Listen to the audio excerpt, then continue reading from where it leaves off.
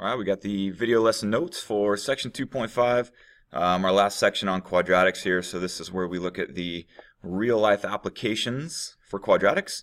So basically word problems is what we're looking at. So we got 3 examples to show you for this one. So first one is referring to the maximum area of a rectangle that has a perimeter of 36. So first things first, if you take a look at the setup for perimeter, 2 widths plus 2 lengths equals 36. In order to get a function that we can actually work with, we're going to use a little substitution here. So we're going to get L by itself. So if we solve for L, here's the function that we would get for him. We know that in general, area of a rectangle is length times width. So if we did length times width, but if we replace our length with 18 minus W, then we get this look here. So if you distribute the W, we get our quadratic function that we see on this. So key word in here that has to stand out to you at this point is the word maximum. Anytime you see the word maximum or minimum, that is always referring to the y-coordinate of your vertex. So that's key. As soon as you see that word, you know you're working with a quadratic function and you're looking for the y-coordinate of the vertex. There's a few ways you can do that. So for this one here, you could go through the completing the square process and putting this function into vertex form to get it. So that's what you're seeing in the written notes here, was going through the completing the square process in order to put this into vertex form, which would look like this, right? So we know the vertex is positive 9, positive 81. And since we're looking at the max is always referring to the y-coordinate of that vertex. So solution for this one would be 81. But there are other ways to do it.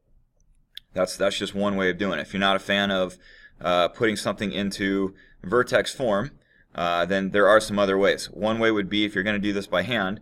The other way would simply be to do negative b over 2a to get the x-coordinate, which is 9. And then if I take 9 and plug that back in for x, here and here, then I get the y-coordinate of the vertex, which is 81. And so that's maybe easier, a way of doing it by hand.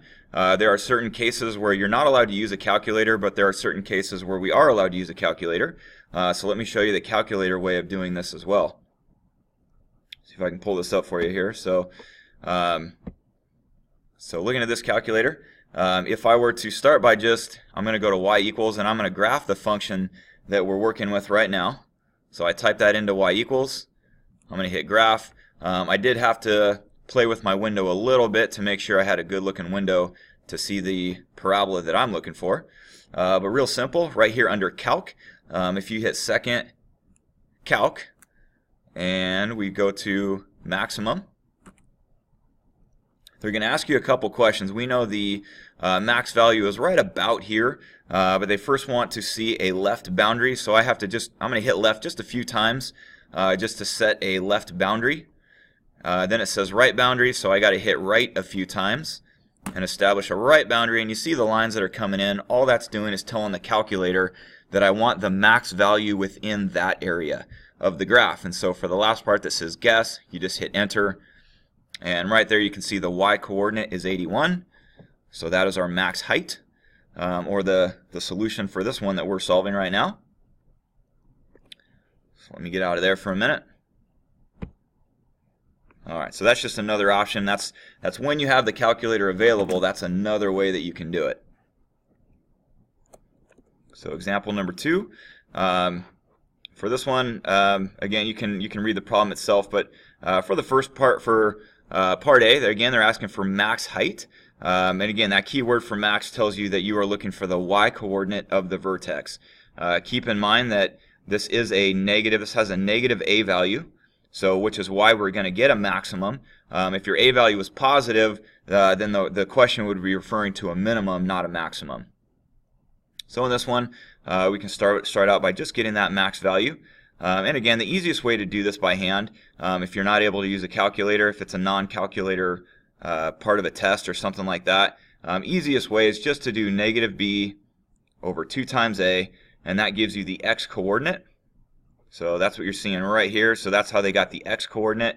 If you always take your x-coordinate, plug it back in for x, or t in this case, that's going to give you the y value to go with it, which right here we're seeing is 103. And so you can do it that way. Again, you could do this with the graphing feature of your calculator. So one more look at that. If I were to graph this one, so I already graphed this one on my calculator. And again, if I go under Calc and I choose Maximum,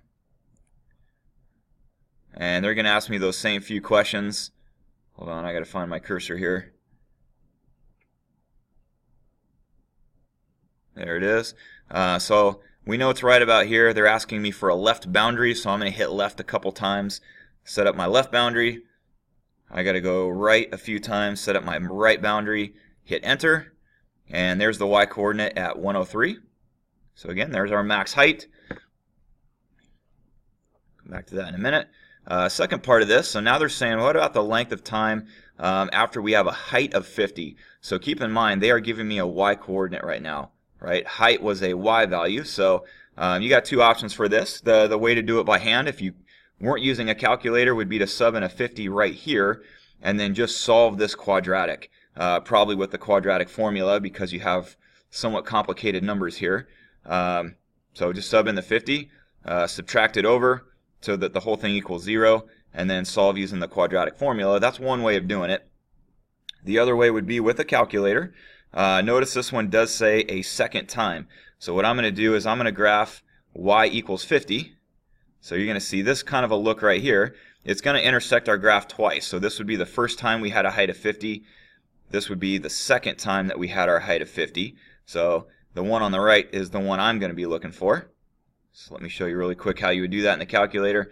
So again, if I go to my y equals area and graph a second graph for y equals 50 and hit graph, there we got that line. And again, you can see there are 2 points of intersection, but this problem specifically said the second time that you would have a height of 50. So I'm going to go right here under Calc and choose Intersect. And there's 2 points of intersection, so I need to get my cursor closest to the one that I want, so my calculator knows which one I'm solving for. So I'm going to put it right about there, and it's just going to say first curve, just hit enter, second curve, enter, guess, enter, and there you go. You can see right here when we had a height of 50, the x value was about 7.89. So that's another way you could do it on the calculator. Last example right here for part C. Here again, they're talking about a rectangle. This is going to be really similar to the very first example that we did in part A. This is one you might want to pause and give a try on your own before I explain it if you want to do that. But this one again is referring to the area of a rectangle, and they're talking about the max area. So again, as soon as you see that keyword for max or min, they're always referring to the y coordinate of your vertex. So in this case, we know area is length times width or base times height. Either way you want to say that. I got to do x times 100 minus 2x to represent the area of that rectangle. So that's what you're seeing right here in the setup for our function. As soon as I see the word max, I know I want the y coordinate. So you could either go with the graphing features of the calculator. That's one option. Your other option is to simply do negative b over 2 times a. And that would give you the x coordinate that you see right here.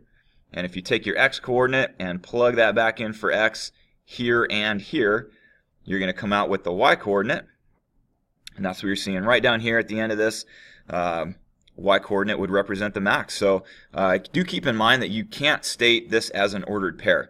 You do not include the x and the y. When they refer to a max value, that is only the y coordinate of the vertex. So don't list them both. You would get marked down for that. Just state the y coordinate.